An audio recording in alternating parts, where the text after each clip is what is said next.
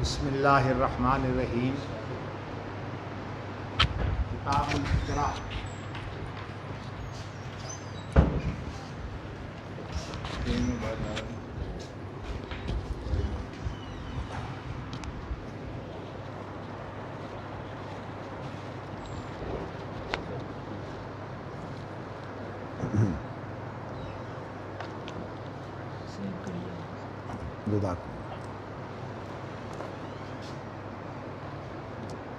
قول اللہ تعالی الا من اکرہ وقلبہ مطمئن بالایمان ولکن من شرح بالکفر صدرا فعلیہم غضب من اللہ ولہم عذاب عظیم وقال الا ان تتقوا منہم تقاہ وہی تقیہ وقال ان الذین توفاہم الملائکۃ ظالمی انفسہم قالوا فیم کنتم قالوا كنا مستضعفين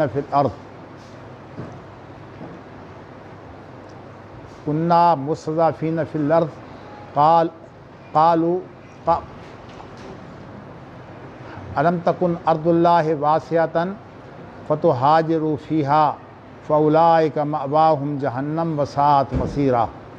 إلا المستضعفين من الرجال والنساء والبلدان لا يستطيعون حيلة ولا يهتدون سبيلا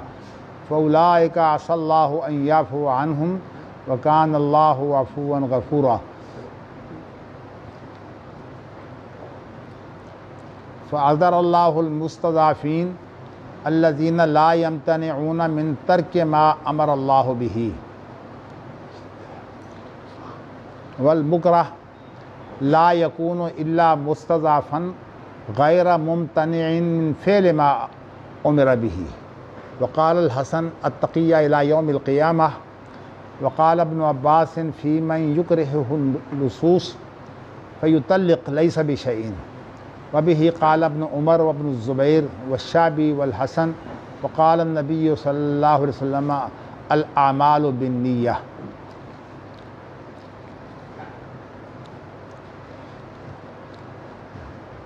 گزشتہ درس میں آپ کے سامنے اہلیت وجوب اور اہلیت ادا ان کی تفصیل پیش کی گئی تھی۔ اہلیت وجوب کی بنیاد زندگی ہے، اس لیے جب زندگی موجود ہو تو اس وقت کوئی نہ کوئی حقوق جو ہیں وہ اس کے لیے ہوتے ہیں۔ زندگی ناقص ہو تو اس کے لیے بھی حقوق ہیں، جیسے بچہ جو ہے وہ ماں کے پیٹ میں ہوتا ہے، اور جب زندگی کامل ہو تو اس وقت پھر اس کے حقوق بڑھ جاتے ہیں۔ تو اسی طرح جو ہے وہ شادی کے بعد بھی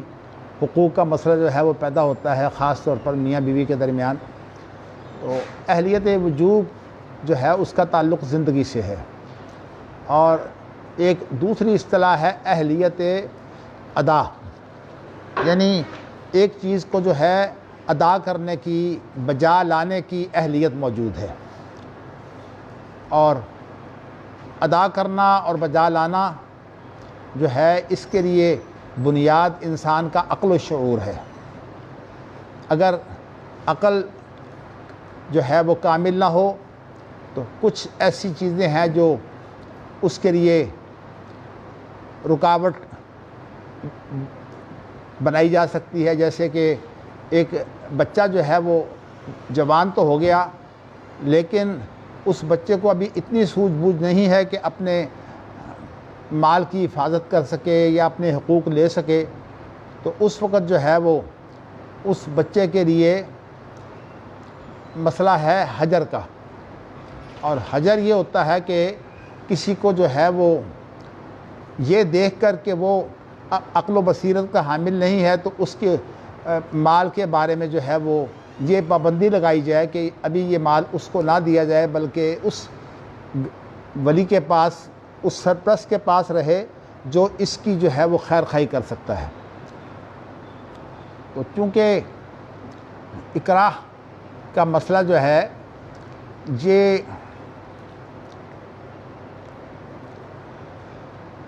انسان کی مجبوریوں سے ہے، اس لیے اقراء کی جو صورتیں ہیں ان کی بنا پر جو ہے وہ جو مجبوری واقع ہوتی ہے، اسلام نے ان مجبوریوں کو جو ہے وہ اہمیت دے کر اقراء کی صورت میں انسان جو کچھ کرتا ہے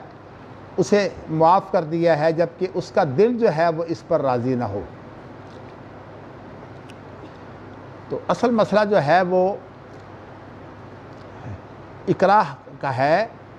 جس کا تعلق اہلیت ادا سے ہے۔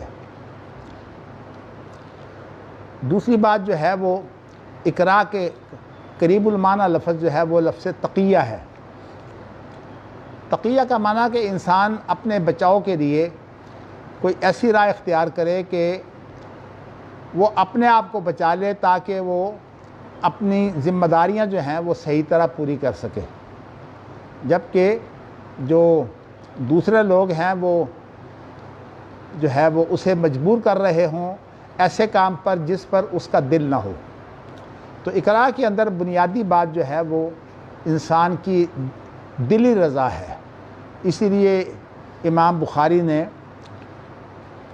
نبی اکرم صلی اللہ علیہ وسلم کا یہ قول جو ہے یہ معلق صورت میں پیش کیا ہے۔ معلق سے مراد یہ ہوتا ہے کہ اس کی کچھ سند یا اس کی پوری سند جو ہے وہ چھوڑ دی جائے اور نبی اکرم صلی اللہ علیہ وسلم کی طرف کوئی بات جو ہے وہ نسبت کر دی جائے، جیسے کہ اسی پیرا کے اندر الاعمال بالنیہ، عملوں کا انحصار جو ہے وہ نیت پر ہوتا ہے۔ یعنی امام بخاری نے یہ بیان کیا ہے کہ اصل چیز جو ہے وہ نیت ہے، باقی جو مجبوریاں ہیں ان کے اندر جو صورتحال ہے، مجبوریاں مختلف قسم کی ہو سکتی ہیں۔ ایک تو مجبوری ہے کہ اسے قتل کی دھمکی دی جائے اور دھمکی دینے والا جو ہے وہ اسے قتل کر بھی سکتا ہو۔ ایک صورت یہ ہے کہ نہیں، اسے جو ہے وہ ذلیل کیا جائے۔ یہ انشاءاللہ پورا باب جو ہے وہ آگے آ رہا ہے کہ اس صورت میں جو ہے وہ انسان کے لیے کیا ہوگا، لیکن یہاں امام بخاری نے جو ہے وہ اس حدیث کو الاعمال بالنیہ لا کر جو ہے یہ بیان کر دیا ہے کہ بنیادی چیز اقراء میں نیت نہیں ہوتی۔ جب نیت نہیں ہے تو اب ظاہر ہے کہ اس کو کوئی گناہ نہیں ہے۔ تو یہ چیز جو ہے بڑی اہم ہے نیت، اس لیے شریعت کو سمجھنے کے لیے بھی جو ہے وہ بنیادی چیز نیت ہے۔ اگر نیت خالص ہو، انسان جو ہے وہ بغیر علم کے جو ہے ایسی صورتحال میں، یا علم ہو بھی تو اس صورتحال میں جو ہے وہ کسی ایک شخص کی جو ہے وہ تقلید کر رہا ہو، کسی ایک شخص کی پابندی کر رہا ہو، تو یہ بھی شریعت میں جائز نہیں ہے۔ اس لیے کہ جب کئی اشخاص جو ہیں ان کی بات، ان کا اجتہاد ہمارے سامنے آ جائے تو اس وقت ہمارے لیے حکم یہ ہے کہ اگر کوئی بھی ایسا نزاع ہو کچھ لوگوں کے درمیان یا جس آدمی نے کام کرنا ہے اس کے درمیان اور اس کو کہنے والے کے درمیان، تو اس وقت جو ہے وہ مجبوری ہو گئی، اور مجبوری کی صورت میں جو ہے وہ انسان کوئی ایسا کام کر سکتا ہے جس سے اس کی جو ہے وہ خلاصی ہو جائے۔ لیکن اگر ایسی صورتحال ہو کہ وہ ایسا کام جو ہے وہ کر جائے جو شریعت میں حرام ہو، تو پھر جو ہے وہ یہ مجبوری نہیں ہوتی، بلکہ اسے جو ہے وہ یہ حکم ہے کہ وہ ایسے کام نہ بجا لائے۔ آپ کو شاید علم ہوگا کہ قرآن مجید کی یہ آیت جو ہے یا ایھا الذین آمنوا اطیعوا اللہ واطیعوا الرسول واولی الامر منکم، اس کا جو شان نزول ہے وہ تو یہ ہے کہ اللہ کی بھی اطاعت کرو، رسول کی بھی اطاعت کرو۔ اس کا مطلب یہ ہے کہ جو کچھ شریعت میں موجود ہے اسے بجا لاؤ، اور اس کے ساتھ جو ہے وہ اولی الامر منکم، تمہارے اندر وہ لوگ جنہیں تم نے اختیار دے دیا ہے، جیسے کہ حاکم وقت ہوتا ہے، سلطان، بادشاہ، اسے جو ہے وہ اس عہدے کی بنا پر جو ہے وہ اختیار ملتا ہے کہ اس عہدے کے متعلقہ جو کام ہیں ان کو شریعت کے مطابق لے کر آئے۔ تو اس لیے اسے جو ہے وہ شریعت کے علاوہ جو کام ہیں ان کی بھی اجازت موجود ہے، لیکن اگر صورتحال ایسی ہو کہ شریعت کی جو ہے وہ خلاف ورزی ہو رہی ہو تو پھر اسے جو ہے وہ حکم ہے کہ تم اس سے رک جاؤ۔ میں نے اس کی مثال جو ہے وہ آپ کو دے کر پھر آگے بڑھتا ہوں۔ سپہ سالار بھی اسی میں آتا ہے، یعنی جنگ کے لیے جو آدمی بھیجا جائے وہ بھی یہ اختیار رکھتا ہے کہ جتنے بھی لوگ اس کے ماتحت ہیں ان کو جو ہے وہ حکم بھی دے، ان سے بعض کام بھی کرائے، اور اس کے حکم کی بنا پر جو ہے وہ آدمی جو ہے وہ اس بات کے مکلف ہوتے ہیں کہ وہ اس کے احکام بجا لائیں۔ جیسے میں نے گزشتہ درس میں طالوت کے بارے میں کہا تھا کہ اگرچہ شریعت کا محافظ تو وہاں شمعون نبی موجود تھا، لیکن یہ ہے کہ طالوت کو جو اختیار دیا گیا تھا تو طالوت نے اپنے اختیار کو استعمال کرتے ہوئے جو ہے وہ یہ طالوت نے حکم دیا ان کو، اور حکم یہ دیا کہ تم نے رستے میں جو ہے وہ پانی نہیں پینا۔ تو یہ حکم جو ہے طالوت کا قرآن مجید کے اندر موجود ہے، اور اس حکم کے بارے میں جو ہے وہ جن لوگوں نے طالوت کے حکم کی پرواہ نہیں کی، اس کی طرف سے صرف اتنی اجازت تھی کہ اگر کہیں ایک چلو جو ہے وہ پانی آپ جو ہے وہ لے لیں تو اس کی اجازت ہے، اس کے علاوہ جو ہے وہ آپ کو اپنے آپ کو سیر کر کے جو ہے وہ پانی پینے کی اجازت نہیں ہے۔ تو اللہ تعالیٰ نے وہ تمام لوگ جنہوں نے طالوت کی نافرمانی کی تھی دنیا کے اندر انہوں نے دکھایا کہ انہوں نے جب پیٹ بھر کر پانی پی لیا تو اس کے بعد وہ اس قابل ہی نہ رہے کہ وہ آگے جا سکیں۔ تو بتانا میں یہ چاہتا ہوں کہ جس طرح جو ہے وہ اللہ اور اس کے رسول کے حکم کی پابندی ہے،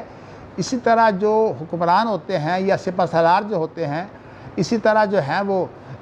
فطری طور پر ایک گھر میں باپ ہوتا ہے، اسی طرح جو ہے وہ ایک ادارے کا سربراہ جو ہے اس کے قانونی اختیارات ہوتے ہیں۔ تو یہ سارے اختیارات جو ہیں جب یہ شریعت کے موافق ہوں تو ان کی پابندی لازمی ہے، اور اگر یہ شریعت کی بجائے شریعت کے علاوہ ہوں، جیسے کہ اشخاص کا تعین، شریعت تو اشخاص کو متعین نہیں کرتی، یہ متعین کرنے والا جو آدمی ہے وہ جو اس وقت سپہ سالار ہوتا ہے یا حاکم ہوتا ہے وہ تعین کرتا ہے۔ تو اس لیے حاکم کی بات جو ہے یہ مانی جائے گی کہ اس نے فلاں آدمی کو جو ہے وہ اختیار دے دیا ہے۔ آپ کو یہ پتہ ہونا چاہیے کہ حضرت خالد بن ولید رضی اللہ تعالیٰ عنہ جو ہے وہ انہوں نے بڑی بڑی اہم جنگوں کے اندر جو ہے وہ کامیابیاں حاصل کی تھی۔ تو لوگوں میں یہ بات جو ہے وہ پھیل گئی کہ خالد بن ولید جو ہیں ان کا وجود بڑی غنیمت ہے، اس لیے خالد بن ولید جب ہمارے ساتھ ہوتے ہیں تو ہمیں فتح ہو جاتی ہے۔ حضرت عمر رضی اللہ تعالیٰ عنہ کو یہ بات پسند نہ آئی کہ اللہ کا جو فضل ہے اس کی بجائے کسی شخص کے اوپر جو ہے وہ اعتماد کیا جائے، تو حضرت عمر رضی اللہ تعالیٰ عنہ نے خالد بن ولید کو جو ہے وہ حکم دیا کہ آپ کو میں سپہ سالاری جو ہے وہ نہیں دیتا، ختم کرتا ہوں، اب میں فلاں کو جو ہے وہ آپ کی جگہ پر سپہ سالار بناتا ہوں۔ تو یہ جو ہے یہ صورت اب حضرت عمر کا حکم آ گیا، اب اس لیے جب خلیفہ کا حکم آ گیا تو اب جو سپہ سالار ہے وہ بدل گیا۔ تو کہنے کا مقصد یہ ہے کہ یہ باقاعدہ احکامات سارے جو ہیں وہ شریعت بھی نافذ کرتی ہے، یعنی شریعت حکم دیتی ہے کہ جس طرح آپ جو ہیں وہ اللہ اور اس کے رسول کے احکام کی جو ہے وہ پیروی کرتے ہیں، اس طرح آپ جو حکام ہیں ان کی بھی پیروی کریں۔ تو یہ چیز جو ہے یہ بھی گویا کہ مسئلہ ہمارے لیے شریعت کا ہے۔ تو اس لیے ہمارا جو دستور ہے، جیسے کہ میں نے اس کی مثال جو ہے وہ سعودی عرب کے لیے دی تھی، آپ اس کے لیے میرا وہ مضمون جو غالباً مئی 2017 میں جو ہے وہ محدث میں آیا تھا، جس کے اندر میں نے پاکستان کے قانونی نظام اور سعودی عرب کے عدلیہ کا نظام، ان دونوں کا تقابل کیا تھا، اور چونکہ عدلیہ جو ہے ان کا تقرر، یعنی ججوں کا جو تقرر ہے وہ تو ظاہر ہے کہ حکمران ہی کرتا ہے، اس بنا پر حکمرانوں کے تقرر کے بعد عدلیہ کی کیا ذمہ داری ہے، اس کے بارے میں نے وہ تمام جو احکامات ہیں سعودی عرب کے دستور کے اور پاکستان کے دستور کی کیا حیثیت ہے، اس میں اول تو عدل کا اہتمام ہی نہیں ہوتا بلکہ یہاں صرف قانون نافذ ہوتا ہے۔ تو اس لیے جب قانون بنا دیا جائے تو جج کہہ دیتا ہے میں آپ کچھ نہیں کر سکتا۔ تو اس لیے میں نے جو ہے وہ اس مضمون کا حوالہ دیا ہے کہ اس وقت میں یہاں پوری بات نہیں کر سکتا، لیکن یہ چیز ہے بڑی اہم۔ چلیے اب اس کا جو ہے وہ اہلیت ادا میں سے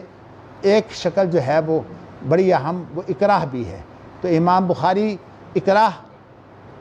کی صورت میں، مجبوری کی صورت میں انسان کے رویے کیا ہونا چاہیے، اس کو بیان کرتے ہیں۔ میں اس سے پہلے یہ بات بیان کر چکا ہوں کہ جو اہل الاثر ہیں، جن کو اہل حدیث بھی کہا جاتا ہے تابعین کے اندر، اور اس کے بعد پھر ان کی لائن پر چلنے والے جو ہیں، جیسے کہ امام شافعی ہوں یا امام بخاری ہوں، تو انہوں نے ان کی رائے اختیار کی ہے۔ یہ صرف قرآن اور حدیث کی جو نصوص ہیں ان کو جو نافذ کرتے ہیں، یعنی ان کا کام جو ہے وہ صرف اتنا ہے کہ اجتہاد کی صورت میں ان چیزوں کی جو ہے وہ اپلیکیشن کی جائے۔ تو اس لیے اجتہاد کی صورت میں کوئی ایک پہلو جو ہے وہ ان کے سامنے اجاگر ہوگا، اور اس پہلو کو لے کر جو ہے وہ سب چیزوں کو اس کے تابع کر دیں گے۔ یعنی جو عدالتی فیصلے ہوتے ہیں اس کے اندر جج تمام پہلوؤں کا جو ہے وہ احاطہ نہیں کرتا، بلکہ اس نے جو فریقین سے متعلقہ حقوق ہوتے ہیں، ان حقوق و فرائض کو جو ہے وہ متوازن بنانے کے لیے اس نے یہ کام کرنا ہوتا ہے کہ عدل قائم کرے، اور عدل کی صورت میں وہ جو حکم جاری کرے اس کے اندر کوئی بنیادی بات جو ہے وہ بھی طے کر دی جائے۔ اب بنیادی بات جو ہے وہ یہ ہے کہ اگر کسی کے ساتھ کو جبر کیا جائے اور جبر کی صورت میں جو ہے وہ اس سے کوئی کام کرا دیا جائے، تو اس وقت جو ہے وہ عدالت کا فیصلہ آ جانے کے باوجود اس شخص کے حقوق ختم نہیں ہوتے۔ ویسے تو ہماری عدلیہ کا کیا حال ہے، میں اس کے بارے میں صرف آپ کو ایک مثال دے دیتا ہوں۔ اتفاق سے جو ہے وہ ہمارے ڈرائیور کا اپنی بیوی سے کچھ اختلاف رہتا تھا، اگرچہ میں بڑی کوشش کرتا تھا کہ ان کا آپس میں اختلاف نہ ہو، لیکن یہ ہے کہ بیوی چونکہ ماں باپ کے پیچھے لگی ہوئی تھی اور اس شوہر کی بات نہیں مانتی تھی، تو ماں باپ نے ایسا کیا کہ ہائی کورٹ میں ایک درخواست دے دی کہ حافظ عبد الرحمن مدنی نے جو ہے وہ بیوی کو جو ہے جبراً رکھا ہوا ہے۔ حالانکہ میرا تو کوئی تعلق نہیں تھا، تو میں نے ڈرائیور سے کہا کہ آپ چلیں ہائی کورٹ میں آپ کو پیش کرتے ہیں، اور ہائی کورٹ میں آپ کو پیش کر کے جو ہے وہ بتاتے ہیں کہ میں اس کا شوہر ہوں، میں ڈرائیور ہوں ان کا، اس لیے اس بنا پر انہوں نے مجھے رہائش کیا دی ہوئی ہے۔ تو حافظ عبد الرحمن مدنی کا تو کوئی تعلق نہیں ہے، لیکن میں نے ایک وکیل بھی کر لیا وہاں کھڑے کھڑے۔ تو جب وہ بیوی پیش ہوئی تو جج نے صرف اتنا پوچھا کہ تم کس کے ساتھ رہنا چاہتی ہو؟ اس نے کہا اپنے ماں باپ کے ساتھ۔ اس نے کہا جاؤ۔ وہ جو ڈرائیور تھا اس نے کہا کہ جی میری یہ بیوی ہے۔ جج نے بات ہی نہیں سنی، کہا بس جائے، بیوی ہو کوئی اور ہو، ہمارا قانون یہ کہتا ہے کہ بیوی خواہ آزاد پھرے، بیوی جو مرضی کرتی رہے، بیوی کو جو ہے وہ خامد روک نہیں سکتا کہ وہ کہاں رہے۔ اب یہ اگر قانون کا حال ہو تو عدل کیا ہوگا؟ تو اسی وجہ سے جو ہے وہ آج ایسے کیس جن کے اندر فسخ نکاح ہوتا ہے، اس کے اندر صرف عورت کی بات سن کر جو ہے وہ فیصلہ دے دیا جاتا ہے، حالانکہ یہ چیزیں جو ہیں وہ شریعت کے مطابق ہونی چاہیے۔ تو یہ بھی جو ہے وہ جبر کی ایک شکل ہے۔ تو اب میں آپ کے سامنے قرآن مجید کی پہلی آیت اور اس کے بعد امام بخاری جب دوسری آیت لائیں گے تو پہلی آیت کے اندر ہی کوئی ایسا سوال پیدا ہوتا ہے، پھر وہ دوسری آیت کو جو ہے وہ اس کے مطابق جو ہے وہ لائیں گے تاکہ اس سے مسئلہ جو ہے وہ واضح ہو جائے۔ یہ ترجمۃ الباب کے اندر قرآنی آیات لانا، اس کا مقصد اصل میں یہ ہے، بلکہ احادیث بھی لانا، اس کا مقصد یہ ہے کہ ہمیں وہ تمام پہلو سامنے آ جائیں جو اس معاملے میں ہمارے لیے جو ہیں وہ مشکل پیدا کرتے ہیں۔ لیکن اتنی بات سنیے کہ قرآن و حدیث سے الگ ہو کر جو ہے وہ زبردستی اور جبر کی باتیں، جیسے کہ فقہ حنفی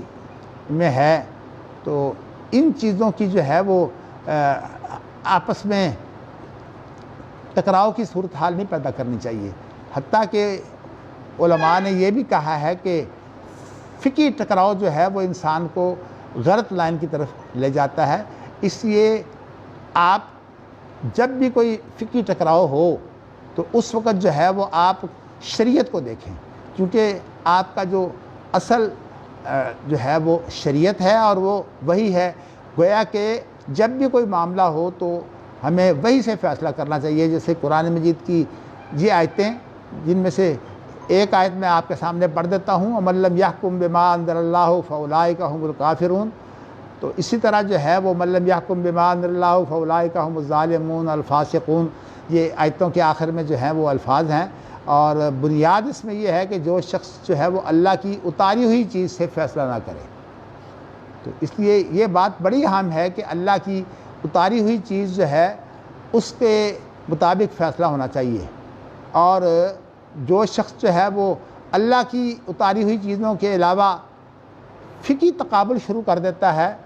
ہمارے ہاں عام طور پر یہ رواج ہو گیا ہے، تو اس کے اندر ہوتی یہ ہے بات کہ جو لوگ مقلد ہوتے ہیں، پرانے بڑے بڑے اماموں کے مقلد ہیں، حالانکہ ان اماموں کی فقہ تو ان کے پاس ہے ہی نہیں، فقہ تو بعد میں تیار ہوتی ہے، اور خاص طور پر فقہ حنفی میں تو یہ بات ہے کہ اب تک جتنے اہم لوگوں نے فیصلے کیے ہیں ان فیصلوں کو جو ہے وہ اپنے اوپر لاگو کر دیتے ہیں۔ اب دیکھیے نا، جیسے خلافت عثمانیہ کے اندر جو ان کا آخری مفتی ہے وہ کتنا بڑا جو ہے وہ اہمیت رکھتا ہے۔ آج ہمارے حنفی لوگ زیادہ سے زیادہ جو ہے فتاوی شامی سے کام لے رہے ہیں، اور جو یہ بڑا مفتی تھا اس کا فتاوی شامیہ اس کا ہے، جو کتاب ہمارے درس میں بھی پڑھائی جاتی ہے، در مختار، اور اس کی شرح جو ہے وہ رد المختار، تو یہ فتاوی شامیہ ہی ہے۔ فتاوی شامیہ جو ہے اس کی اتنی اہمیت ہے کہ قرآن حدیث کو دیکھتے بھی نہیں ہیں۔ تو یہ میں آپ کو بتانا چاہتا ہوں کہ قرآن حدیث کو اگر دیکھیں تو وہ پہلو جو ہیں وہ اجاگر ہو جاتے ہیں۔ جیسے آج کل ایک مسئلہ جو ہے وہ ہمارے سامنے ہے، وہ یہ ہے کہ مندر جو ہے وہ ہمارے کیپٹل میں اسلام آباد میں بنایا جا رہا ہے، اور اسی طرح جو ہے وہ بہت بڑی زمین جو ہے وہ دے دی گئی ہے ایک سرحد پر مندر بنانے کے لیے۔ اب سوال یہ پیدا ہوتا ہے کہ اگر حکومت جو ہے وہ شریعت کی اپنے آپ کو پابند کہتی ہے تو یہ مندر بنانے کی اجازت جو ہے وہ نہیں ہو سکتی۔ تو اس لیے جن لوگوں نے یہ سوال اٹھایا ہے، اللہ انہیں جزائے خیر دے۔ پاکستان کے اندر تو ان چیزوں کی پرواہ نہیں ہے، لیکن باہر صورت اللہ کے وہ بندے جنہوں نے اس خطرناک مسئلے میں جو ہے وہ حکومت کو کہا ہے کہ ہم آپ کا ساتھ نہیں دے سکتے، ان میں علماء بھی شامل ہیں، اور ان کے اندر جو ہے وہ سیاستدان بھی شامل ہیں۔ پرویز الہی خاص طور پر اللہ انہیں جو ہے وہ اس کی بہت توفیق دے کہ وہ اس پر قائم رہیں۔ تو اس پر جو ہے وہ محدث کے تازہ شمارہ میں جو ہے وہ مضمون بھی موجود ہے کہ عبادت گاہیں جو ہیں وہ غیر مسلموں کی کسی اسلامی حکومت میں بنائی جا سکتی ہیں کہ نہیں۔ تو میں نے یہ بات جو ہے وہ آپ کو بتائی ہے، لیکن طریقہ کار جو ہمارے ہاں ہے وہ یہ ہونا چاہیے کہ ہم جو ہے وہ جو بات ہمارے سامنے ہو ہم کتاب و سنت میں تلاش کریں۔ اگرچہ وہی لوگ جو کتاب و سنت کو سمجھتے ہیں ان کے لیے فائدہ مند ہوگی، جو عوام ہیں انہوں نے تو کسی نہ کسی کی بات ماننی ہے، لیکن ان کو صرف یہ ہونا چاہیے کہ جو ان کے موجودہ امام ہیں اور جو موجودہ مفتی ہیں وہ مفتی باہر صورت صحیح قابلیت رکھنے والے مفتی ہوں۔ ایسا نہ ہو کہ قابلیت رکھنے والے مفتی تو جاتے رہیں اور اس کے بعد جو ہے وہ نااہل لوگ جو ہیں وہ مفتی بن جائیں، تو ان کا فتویٰ جو ہے اس کی شریعت میں کوئی اہمیت نہیں ہے۔ مثال کے طور پر آپ دیکھیے کہ پرویز الہی نے تو ٹھوس موقف اختیار کیا ہے، لیکن تقی عثمانی صاحب کا ظاہری موقف تو خیر یہی تھا کہ یہاں نہیں بننے چاہیے، لیکن ساتھ ہی ان کی جو باقی باتیں ہیں وہ ساری وہ ہیں جن سے جواب نکلتا ہے۔ تو کہنے کا مقصد یہ ہے کہ یہ جو طریقہ کار ہے نا کہ حکومتوں کی جو ہے وہ غلط حمایت کرنا، یہ طریقہ کار جو ہے وہ اسلام میں جائز نہیں ہے۔ اسی طرح اس سے پہلے انہوں نے بلا سود بینک کاری، جو سری سودی جو ہے وہ کام ہے، ان سب کو جائز کیا ہوا ہے، اور اس وقت سینکڑوں کی تعداد میں جو ان کے شاگرد ہیں وہ جو ہے وہ بینکوں میں ملازم ہیں، تنخواہ وہاں سے لیتے ہیں، اور ان کا کام صرف ایک ہے کہ جو بینک کام کر رہے ہیں اس کو اسلامی بنا دینا۔ اسلامی کا معنی ہے کہ اسلام کے منافی نہیں ہے۔ تو اس طرح کی صورتحال جو ہے اس نے بڑی تباہی مچائی ہوئی ہے۔ تو میں اب آپ کو جو ہے وہ امام بخاری کا صرف یہ پہلو بتلاؤں گا کہ امام بخاری نے اطلاق کی یہاں کون سی چیز جو ہے یہ ملحوظ رکھی ہے۔ تو امام بخاری نے یہاں جو ہے اطلاق کے لیے یہ صورت ملحوظ رکھی ہے کہ دل کے اندر جو ہے وہ انسان کے ایمان رہنا چاہیے، اور اگر دل میں ایمان نہیں، دلی طور پر ہی انسان جو ہے وہ اس چیز کا شکار ہو جاتا ہے، تو اس کے لیے جو ہے وہ کوئی چھوٹ نہیں ہے۔ مثال کے طور پر اگر کسی کو جو ہے وہ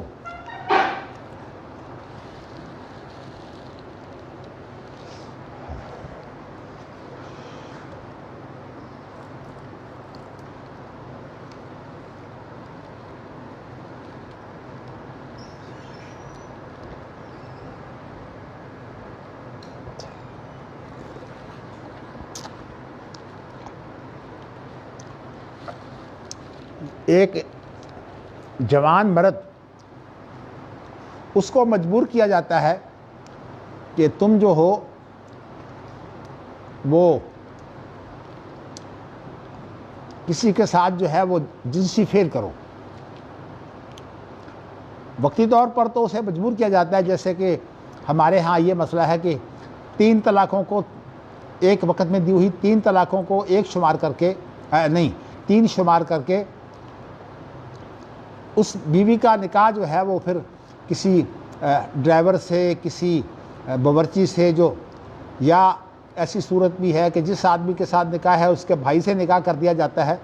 اور اسے یہ کہا جاتا ہے کہ تم نے جو ہے وہ رات گزار کر جو ہے اس کو صبح طلاق دے دینی ہے۔ اب وہ شخص جو ہے وہ جو کچھ بھی رات کرتا ہے وہ کوئی سارا جبر نہیں ہوتا، اس پر صرف دباؤ ہوتا ہے، لیکن جب عورت اس کے پاس اکیلی ہوتی ہے تو سب کام ہوتے ہیں، بلکہ اس کے لیے ضروری ہے کہ وہ عورت سے جنسی فعل کرے، ورنہ وہ پہلے کے لیے حلال نہیں ہوتی۔ یعنی یہ ہماری فقہ کے یہ فتوے ہیں، اور یہ سارا کام جو ہے وہ کس طرح کھیل بنا ہوا ہے۔ اس لیے میں بتانا یہ چاہتا ہوں کہ امام بخاری نے یہ آیت وَقَلْبُهُ مُطْمَئِنٌ بِالْإِيمَانِ، اور خاص طور پر چونکہ اس آیت کا نزول جو ہے وہ عمار بن یاسر کے بارے میں ہوا ہے، تو اس کے بارے میں جو ہے وہ عمار بن یاسر رضی اللہ تعالیٰ عنہ کو جو ہے وہ جب نبی اکرم صلی اللہ علیہ وسلم نے جو ہے وہ بیعت عقبۃ الاولیٰ کہ ایک گھاٹی میں نبی اکرم صلی اللہ علیہ وسلم نے بیعت لی تھی کچھ لوگوں سے جو مکہ کے لوگ تھے، اور اسی طرح جو مدینہ کے لوگ تھے، یعنی مکہ میں تو آئے ہوئے تھے حج کرنے کے لیے، لیکن مدینہ منورہ کے وہ لوگ جو سردار قسم کے تھے انہوں نے نبی اکرم صلی اللہ علیہ وسلم کی بیعت کی تھی، اس کو بیعت عقبہ اولیٰ کہتے ہیں۔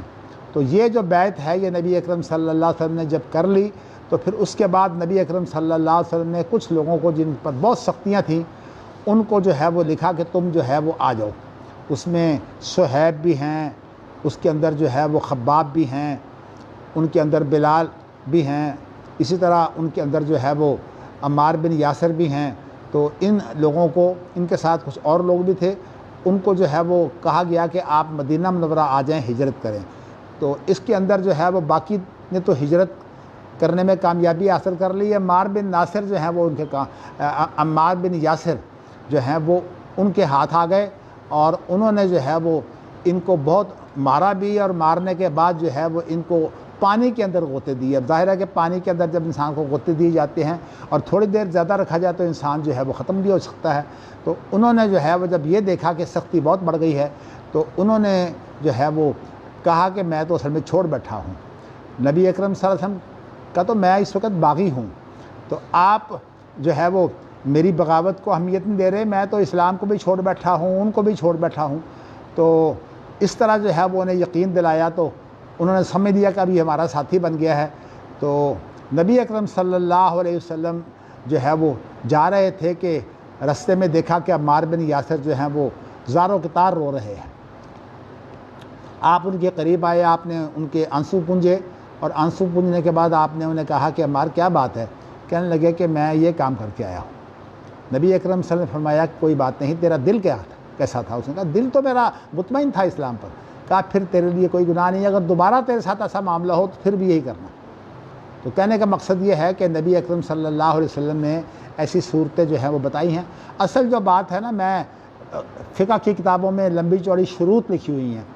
میں اصل میں آپ کو شروط بیان کر دوں گا، وہ ظاہر ہے کہ آپ کو خود بھی یاد نہیں رہیں گی، تو اس طرح سے میں نے آپ کو بنیادی بات یہ بتا دی ہے کہ دل اگر مطمئن ہو اور اوپر سے انسان جو ہے وہ مجبوری کی شکل، لیکن مجبوری کی شکل ایسی ہو جو یا تو اکراہ کامل ہو، اور یا پھر یہ ہے کہ ایک اکراہ ناقص ہوتا ہے جس کو تقیہ کہتے ہیں۔ تقیہ کا معنی یہ ہوتا ہے کہ آپ اپنے آپ کو جو ہے وہ کافروں کے اندر اس لیے رکھتے ہیں کہ آپ کو یہ خوف ہے کہ آپ کو جو ہے وہ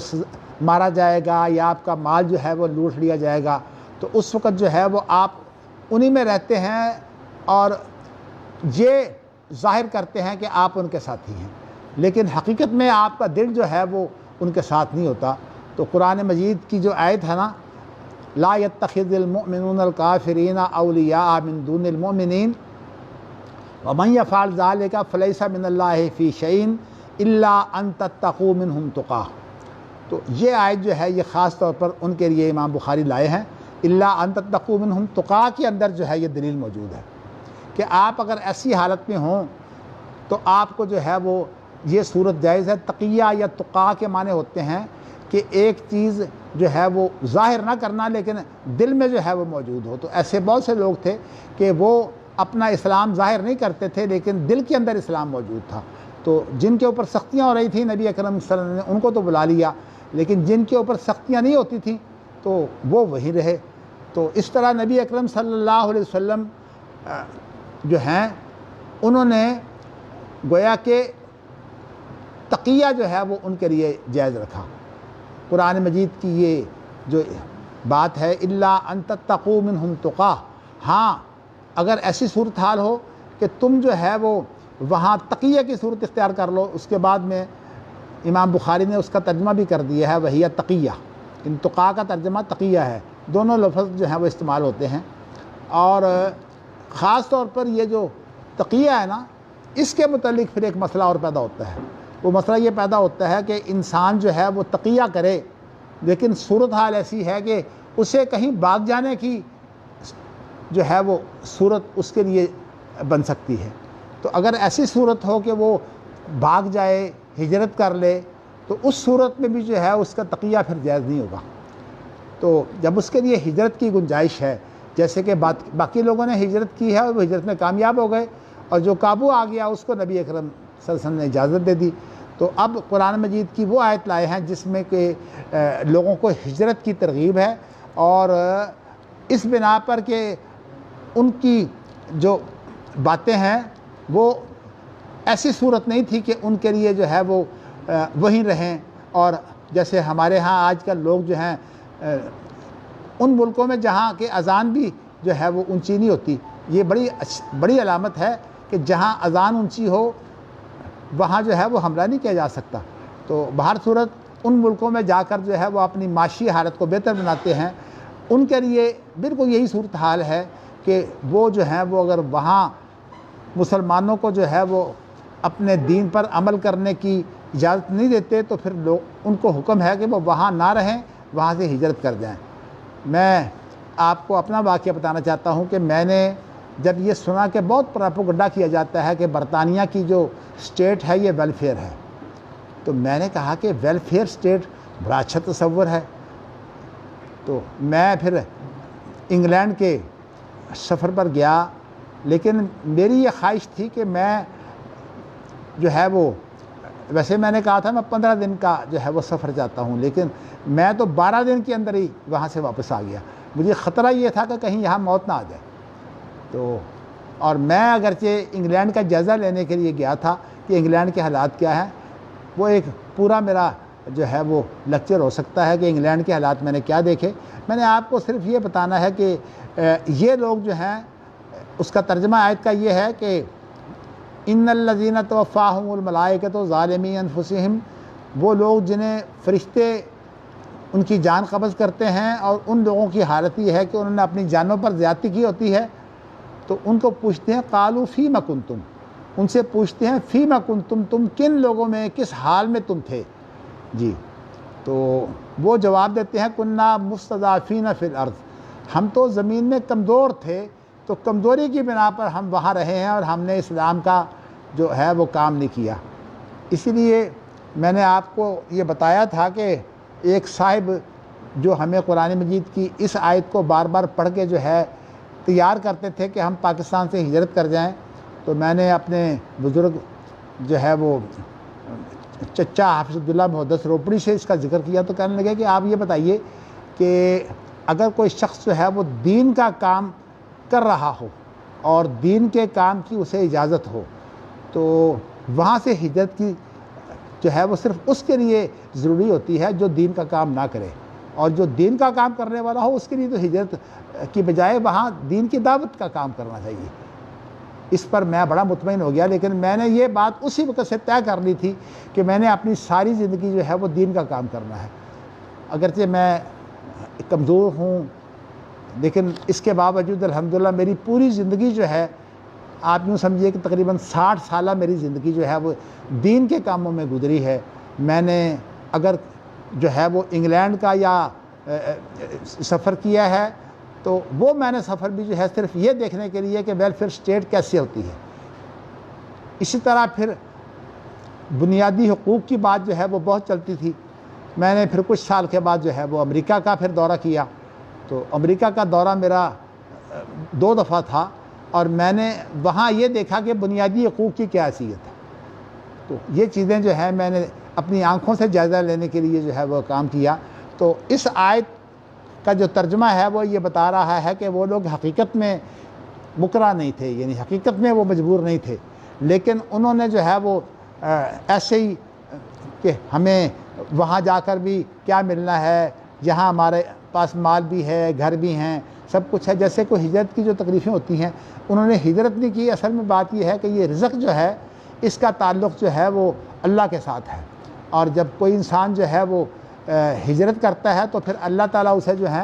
وہ بہت کچھ دے دیتے ہیں۔ بلکہ کہتے ہیں کہ جو شخص گھر میں کماتا ہے اس کی نسبت جو شخص جو ہے وہ سفر کر کے کماتا ہے اس کے ساتھ اللہ کی مدد ہوتی ہے۔ تو اب میں نے آپ کے سامنے جو آیت پڑھی ہے اس میں یہ ہے کہ وہ جان قبض کرنے والے فرشتے آ گئے، تو وہ کہتے ہیں کنا مستضعفین فی الارض، ہم زمین میں کمزور تھے۔ اور اس کے بعد جو ہے وہ اگرچہ امام بخاری نے تو اشارہ کر دیا ہے عفواً غفورا تک، لیکن اس میں جو ہے وہ 3-4 آیتیں ہیں جو امام بخاری نے حقیقت میں ان کے حق میں بیان کی ہیں۔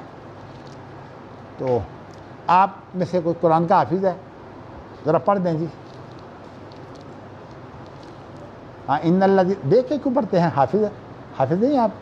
اچھا چلیے پھر میں پڑھ دیتا ہوں، میں روانی سے پڑھوں تو پھر مجھے بھی آ جاتا ہے۔ ان الذین توفاہم الملائکۃ ظالمی انفسہم قالوا فیم کنتم قالوا کنا مستضعفین فی الارض قالوا الم تکن ارض اللہ واسعۃ فتہاجروا فیہا فاولئک مأواہم جہنم وساءت مصیرا الا المستضعفین من الرجال والنساء والولدان لا یستطیعون حیلۃ ولا یہتدون سبیلا فاولئک عسى اللہ ان یعفو عنہم وکان اللہ عفوا غفورا۔ یہ دیکھیے عفوا غفورا تک کتنی آیتیں؟ 3 آیتیں ہیں۔ تو یہ ساری کی ساری آیتیں جو ہیں یہ گویا کہ امام بخاری نے دلیل کے طور پر پیش کی ہیں۔ ان کی وہی تفسیر ہے کہ اگر وہ ہجرت کر جاتے تو اللہ تعالیٰ ان کو وسیع رزق دیتا۔ الم تکن ارض اللہ واسعۃ کا یہی مفہوم ہے کہ کیا اللہ کی زمین وسیع نہیں تھی؟ تم جو ذرائع یہاں اختیار کرتے ہو یہ ہجرت کرنے کے بعد، اب دیکھیے نا، میں ویسے ان لوگوں کو جو اسلامی ملکوں کے اندر ہجرت کرتے ہیں، خاص طور پر سعودی عرب میں، اور وہاں جو ہے وہ ساتھ عمرے بھی کرتے ہیں، اگرچہ مشکلات بہت ہیں لیکن جن کو یہ چیز حاصل ہے ان کے لیے تو دیکھیے رزق بھی اچھا ہے، اور اس کے علاوہ جو ہے وہاں عمرے اور حج کی بھی اجازتیں موجود ہیں۔ آپ کو پتہ ہے کہ اس وقت جو ہے تمام بیرونی دنیا کے لیے حج جو ہے وہ منع کر دیا گیا ہے، صرف ان لوگوں کو اجازت ہے جو وہاں اقامہ رکھتے ہیں یا وہاں کی نیشنلٹی ان کے پاس ہے۔ تو یہ بات جو ہے وہ آپ نے پڑھی ہے، لیکن یہ جو امام بخاری نے ایک آیت جو ذکر کی ہے یہ یہاں کی آیت نہیں ہے، یہ اصل میں آیت ہے سورۃ نساء کی، اور یہ آیت ایسی ہے کہ جو لوگ جو ہیں وہ کسی جگہ رہتے ہیں اور ان کی حالت یہ ہوتی ہے کہ وہ بڑوں کی وجہ سے وہاں اپنے نیک کام جو ہیں وہ نہیں کر سکتے۔ تو یہ آیت جو ہے یہ اصل میں ایک دوسری جگہ پر آیت ہے، مگر میں ساری پڑھ دیتا ہوں۔ اس میں الا المستضعفین نہیں ہے، وہاں ہے والمستضعفین من الرجال والنساء والولدان الذین یقولون ربنا اخرجنا من هذه القرية الظالم اهلها واجعل لنا من لدنك وليا واجعل لنا من لدنك نصيرا۔ یعنی یہاں ترجمہ یہ ہے کہ وہ کمزور لوگ، مرد ہوں یا عورتیں اور بچے، جو یہ اللہ سے دعائیں مانگتے ہیں، ربنا اے ہمارے رب، اخرجنا من هذه القرية الظالم اهلها، اس بستی سے ہمیں نکال دے جہاں کے رہنے والے جو ہیں وہ ہمارے اوپر ظلم کرتے ہیں، وجعل لنا من لدنك وليا، اور ہمارے لیے اپنی خاص جناب سے جو ہے وہ آپ دوست بنا دے۔ یہ اللہ کی طرف سے کسی کی دوستی جو ہے یہ اللہ کی بہت بڑی مدد ہوتی ہے۔ وجعل لنا من لدنك نصیرا، اور ہمارے لیے جو ہے کوئی مددگار بنا دے۔ تو یہ آیت جو ہے یہ ایک اور موقع پر اتری ہے، تو اس لیے امام بخاری نے 3 آیتیں لا کر پھر اس کے بعد جو ہے وہ اس کا نتیجہ نکالا ہے۔ فَأَذَرَ اللَّهُ الْمُسْتَضْعَفِينَ الَّذِينَ لَا يَمْتَنِعُونَ مِنْ تَرْكِ مَا أَمَرَ اللَّهُ بِهِ، اللہ نے معذور جانا ہے ان کمزور لوگوں کو، الَّذِينَ لَا يَمْتَنِعُونَ، جو رک نہیں سکتے کس بات سے، یعنی جو دفاع نہیں کر سکتے کس کام کا، جو اس کام کا دفاع نہیں کر سکتے کہ جو انہیں وہاں سے حکم ملتا ہے وہ اس پر عمل پیرا ہوں۔ یہ بالکل ایسے ہے جیسے کہیں کہ کوئی حکم ایسا نافذ کر دیا جائے جو ناجائز ہو، اور وہ اتنے کمزور ہیں کہ اس ناجائز حکم کو بھی وہ قبول کرتے ہیں۔ تو یہ چیز جو ہے یہ اکراہ ہے کہ جو ناجائز حکم کسی کو ماننا پڑے تو یہ اکراہ ہوتا ہے۔ اللہ تعالیٰ ہمیں جو ہے وہ ایسی مجبوریوں سے بچا کے رکھے۔ تو لا یمتنعون کا معنی یہ ہے کہ وہ دفاع نہیں کر سکتے، اس چیز کو چھوڑنے سے دفاع نہیں کر سکتے جس کا اللہ نے حکم دیا ہے، یعنی اس وقت جو ہے وہ اللہ کے حکم کی پیروی نہیں کر سکتے، بلکہ انہیں جو ہے وہ ان ظالم جو حکمران ہیں ان کی بات ماننی پڑتی ہے۔ تو یہ بات جو ہے ایک تو یہ بیان کی ہے۔ اب امام بخاری نے یہ منفی پہلو تھا، اس کا مثبت پہلو آگے پیش کیا ہے۔ والمکرہ لا یکون الا مستضعفا، جو مجبور کیا گیا آدمی ہے وہ لا یکون نہیں ہوتا الا مستضعفا، لیکن عاجز یا کمزور، غیر ممتنع من فعل ما امر به، وہ اس فعل کو بجا لانے سے جو ہے وہ عاجز ہوتا ہے۔ یہاں غیر ممتنع کے معنی عاجز کے ہیں، وہاں اس کے معنی جو ہے وہ ذرا آپ دفاع کے کریں گے تو اردو زبان میں جو ہے وہ اچھا ترجمہ ہو جائے گا۔ تو کسی کام کو جو ہے وہ اللہ کا حکم چھوڑ کر کرنا یہ ہمارے لیے گناہ ہے، لیکن جو مکرہ ہے یعنی مجبور ہے کہ غلط قانون مانے تو اس کے لیے جائز ہے۔ اور اسی طرح جو آدمی جو ہے وہ ایسے کام کرتا ہے جس کے ساتھ اللہ کا حکم چھوٹ جاتا ہے، جیسے کہ انسان جو ہے وہ کسی جگہ اپنے مال کی وافری کے لیے جو ہے وہ لگا رہے، حالانکہ وہاں جو ہے وہ اسے ظلم کرنا پڑتا ہو، جیسے کہ ہمارے ہاں جج ہوتے ہیں سارے ظلم کرتے ہیں لیکن انہیں اللہ کا یہ خوف نہیں آتا کہ ہم ظلم کیوں کر رہے ہیں، وہ کہتے ہیں ہم تو قانون کے پابند ہیں۔ بھئی آپ قانون کے پابند ہیں لیکن لوگ آپ کو جو ہے وہ یہ سمجھتے ہیں کہ اب انصاف ملے گا۔ جب لوگ یہ سمجھتے ہیں تو آپ کے پاس تو لوگ جو انصاف کے لیے آتے ہیں۔ اور صورتحال ہمارے ہاں عدالتی نظام کی یہ ہے کہ جج جو ہے وہ بھی انصاف نہیں کرتا، اور وکیل جو ہے وہ بھی اپنی فیس کے لیے ہوتا ہے۔ جج کو تو تنخواہیں ملتی ہیں، بڑی بڑی حکومت کی طرف سے مراعات ملتی ہیں، اور وکیل کو جو ہے وہ بڑی بڑی فیسیں ملتی ہیں، اور اس کے بعد جن فریقین کا جھگڑا ہوتا ہے وہ 30 سال 50 سال جو ہے وہ اسی جھگڑے میں پڑے رہتے ہیں اور ان کی جان نہیں چھوٹتی، اور وہ مجبور ہوتے ہیں اس بات پر کہ اگر وہ قانون کو اپنے ہاتھ میں لے لیں، مثلا کوئی زمین کا جھگڑا ہے، کوئی مکان کا جھگڑا ہے، قانون کو اپنے ہاتھ میں لے کر جو ہے وہ لڑائی کریں تو پھر جو ہے وہ ان کو جو ہے سزا دی جاتی ہے کہ آپ نے لڑائی کیوں کی ہے۔ تو اس طرح کی صورتحال جو ہے ہمارے ہاں بنی ہوئی ہے، اس لیے کہ ہمارے ہاں جو ہے وزیر قانون اور اسی طرح جو ہے پارلیمنٹ اس کا کام ہے کہ وہ قانون بنائے. اگر وہ اسلام کے مطابق قانون نہیں بناتی تو پھر پارلیمنٹ جو ہے وہ بھی بیکار ہے. اور آپ کو میں بتا دینا چاہتا ہوں کہ 1992 کے اندر جو ہے وہ جو چیف جسٹس تھے نسیم حسن شاہ، ڈاکٹر نسیم حسن شاہ، تو انہوں نے یہ فیصلہ کیا کہ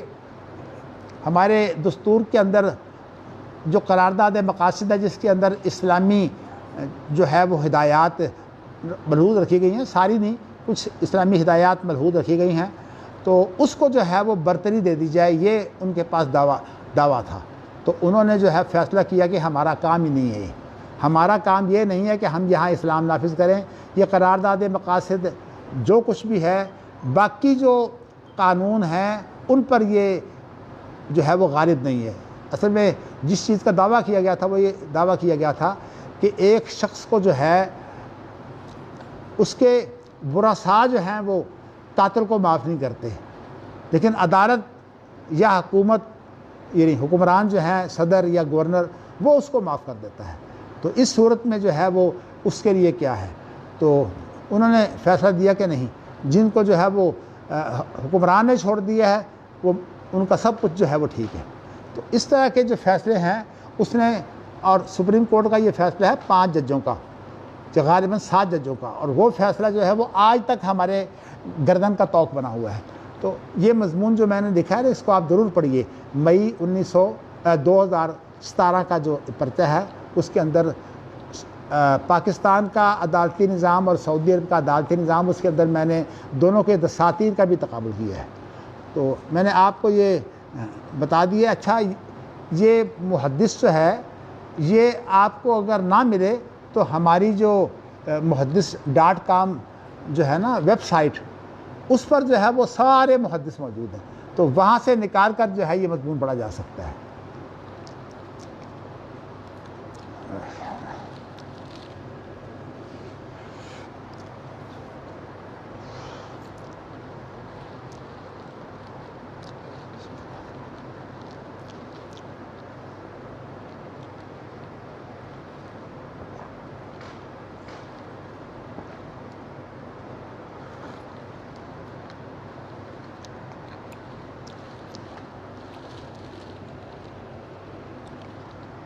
چلیے جی،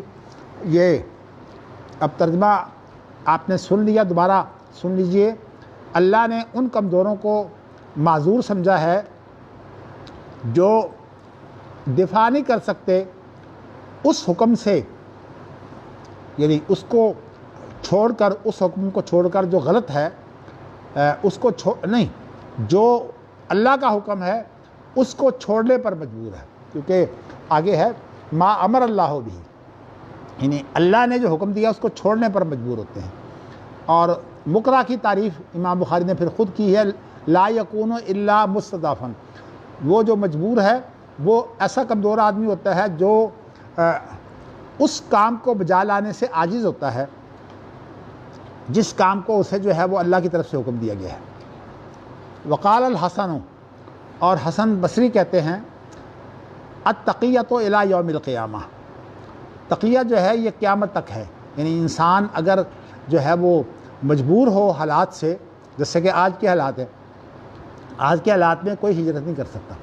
اس لیے کہ اب تو ہر علاقے میں جو ہجرت کرنے والے ہیں بیچارے، ان کے ساتھ تو آپ نے دیکھ لیں کیا حشر ہوا ہے ان کا، کہ وہی جو امریکہ کا پہلے جہاد تھا وہ پھر بعد میں دہشت گردی بن گئی. اگرچہ میں جو اس میں دہشت گردی کی صورت میں شریعت کو چھوڑ کر جو ہے وہ جو کام کرتے ہیں میں ان کی حمایت نہیں کرتا، لیکن اتنی بات ضرور ہے کہ ہمارے اوپر اصل میں ایک طاقت ایسی سوار ہے جس نے ہمیں مجبور کیا ہوا ہے کہ ہم غلط کام کریں.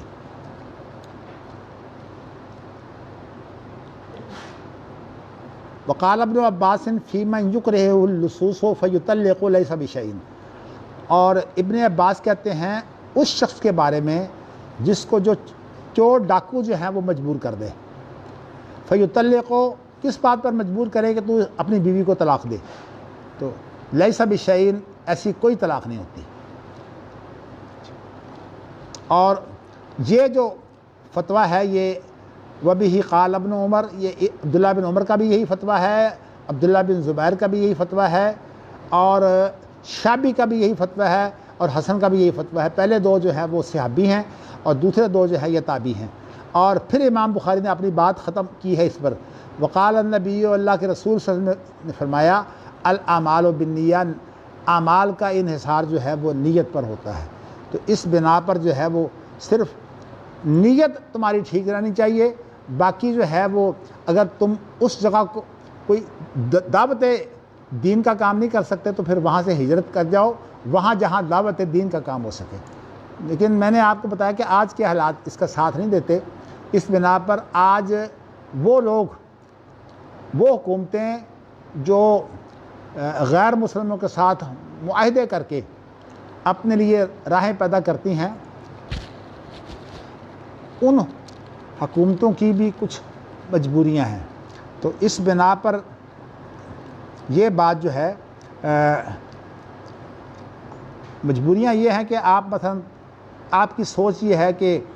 سعودی عرب کے اندر جو ہے وہ دین کا بڑا اچھا کام ہوتا ہے۔ ایک مثال ہے، میں واقعاتی صورتحال نہیں پیش کر رہا بلکہ آپ کو ایک مفروضہ پیش کر رہا ہوں۔ تو ایک انسان کہتا ہے میں سعودی عرب چلا جاؤں تاکہ وہاں میں حج عمرے بھی کروں گا اور کچھ کمائی بھی کر لوں گا۔ تو اس صورت میں تو واقعی اس کی مدد ہونی چاہیے، لیکن اگر وہ صرف اس لیے جائے کہ میرا جو روزینہ ہے وہ بہتر ہو جائے، تو میرا خیال یہ ہے کہ اس کے لیے جو ہے وہ سعودی عرب جانا بھی ٹھیک نہیں ہے۔ اللہ تعالیٰ نے جو ہے وہ جہاں آپ ہیں وہاں اگر آپ دین کی دعوت کا کام کر سکتے ہیں تو پھر آپ کو وہیں رہنا چاہیے۔ تو اس لیے اس کی بنیاد ہے الاعمال بالنیہ، کہ اعمال کا انحصار جو ہے وہ نیت پر ہوتا ہے۔ چلیے، یہ آپ کے سامنے ایک چیز تو آ گئی ہے کہ امام بخاری کا ترجمۃ الباب جو ہے وہ پورا ہو گیا ہے۔ اب اس کے بعد امام بخاری لائیں گے مترجم لہو،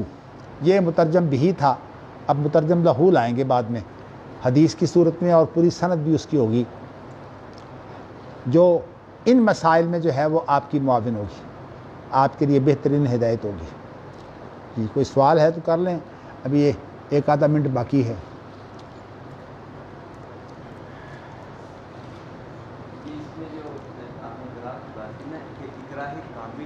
ہیں اکراہ کامل اور اکراہ ناقص، جی، تو اکراہ کی کوئی حدود کیسے متعین ہوتی ہے کہ یہاں تک بات جو ہے وہ اکراہ کے ضمن میں آتی ہے اور یہاں تک نہیں آتی؟ یہاں پہ آپ نے مثلاً یہ مثال بیان کی کہ آپ